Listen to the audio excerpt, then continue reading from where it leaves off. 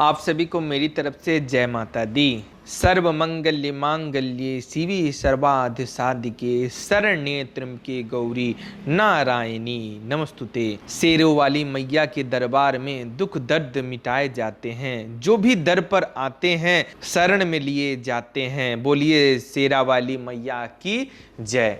आज का प्रश्न है कि मनुष्य का शरीर केवल पेट भरने के लिए हमें नहीं मिला है, यानी हम लोगों को जो ये शरीर मिला है ये केवल पेट भरने के लिए, विषय भोगों को भोगने के लिए, अपनी इच्छा पूर्ति के लिए ये शरीर हमें प्राप्त नहीं हुई है। हम लोग को मनुष्य योनि मिलने का मूल उद्देश्य केवल परमात्मा प्राप्ति ही है, लेकिन हम लोग अपने मूल उद्देश्य को भूलकर सांसारिक सुख सुविधा पर ध्यान दे रहे हैं, जो कि बहुत ही गलत बात है। मैं आप सभी से बताना चाहता हूं कि मनुष्य का जन्म पाकर भी जो लोग भगवान की भक्ति नहीं करते हैं, ध्यान साधना नहीं करते हैं, या तक कि पूजा पाठ तक नहीं करते हैं, वो व्यक्ति मनुष्य कहलाने योग्य नहीं है। प्रेम करने लायक कोई है तो वो एक ही है, वो है परमात्मा।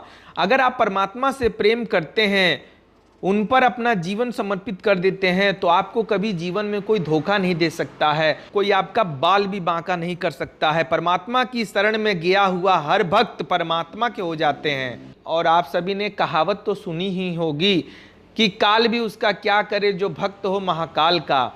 उसी प्रकार मैं आप सभी से कहना चाहता हूं, भगवान कहते हैं जब तक तुम्हारी मृत्यु दूर है और देह में प्राण है, तब तक जो पुण्य धर्म भजन साधना भक्ति करना हो सो कर लो, नहीं तो मरने के बाद दुर्गति ही होगी।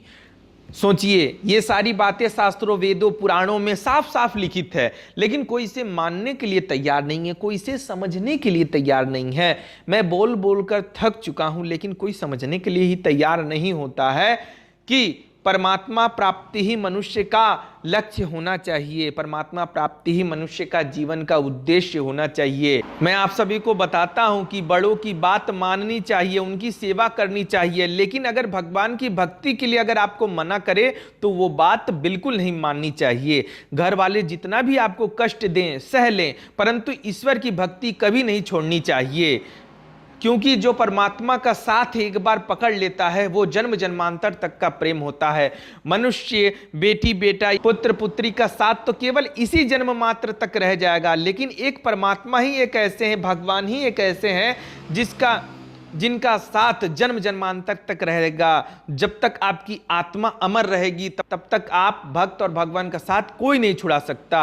भगवान का सच्चा भक्त वही होता है जो भगवान के काम के लिए हमेशा तैयार रहता है और भगवान के लिए अपना तन मन धन सब कुछ अर्पण कर देता है, यहाँ तक कि अपना जीवन भी समर्पित कर देता है। वो होते हैं भगवान के सच्चे और बिरले भक्त। जिसको ईश्वर पर भरोसा होता है, उसके ऊपर भारी से भारी विपत्ति आने पर भी वह ईश्वर अपने भक्त को आंच तक नहीं आने देते हैं, एक पीड़ा तक नहीं होने देते हैं। ईश्वर अपने भक्त से बहुत प्रेम करते हैं, इतना प्रेम करते हैं कि जन्म देने वाली माता जितना प्रेम नहीं करती, उतना प्रेम हमारे इष्ट, हमारे आराध्य, हमारे ईश्वर करते हैं।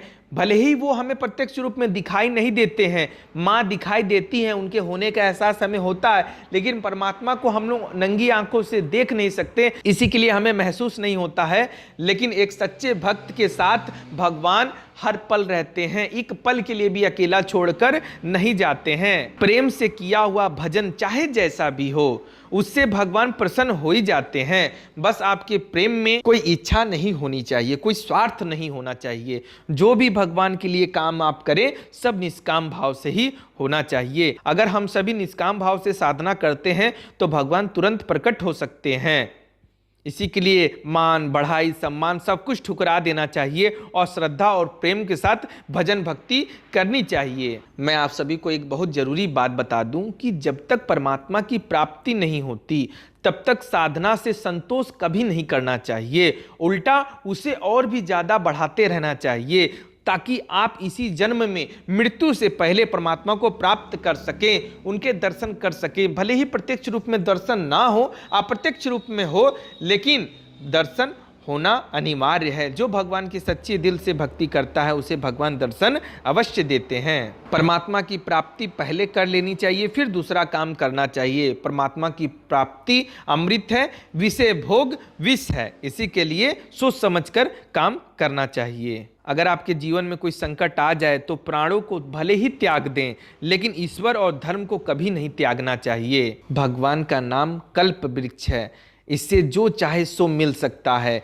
यदि निष्काम भाव से अगर लिया जाए तो परमात्मा की प्राप्ति भी हो सकती है। कई काम छोड़कर जिस काम से परमात्मा की प्राप्ति होती है वही काम आप सभी को करना चाहिए। जो कोई भगवान को अपने हृदय में बसाता है उसको भगवान अपने हृदय में बसा लेते हैं। वर्षों तक साधना करके जो लाभ नहीं होता वह लाभ भगवान की कृपा मात्र से क्षण भर में हो जाता है। परमात्मा की सब पर कृपा है, बस आपको उनसे अटूट विश्वास, अटूट प्रेम की भावना जरूरी होती है। इसी के लिए अगर आप सभी को अगर जीवन में समय मिले तो भगवान की भक्ति करने से बिल्कुल भी पीछे ना हटें। अगर मेरे द्वारा दी गई जानकारी आप सभी को पसंद आई हो तो चैनल को सब्सक्राइब करना बिल्कुल ना भूलें। धन्यवाद। जय माता दी।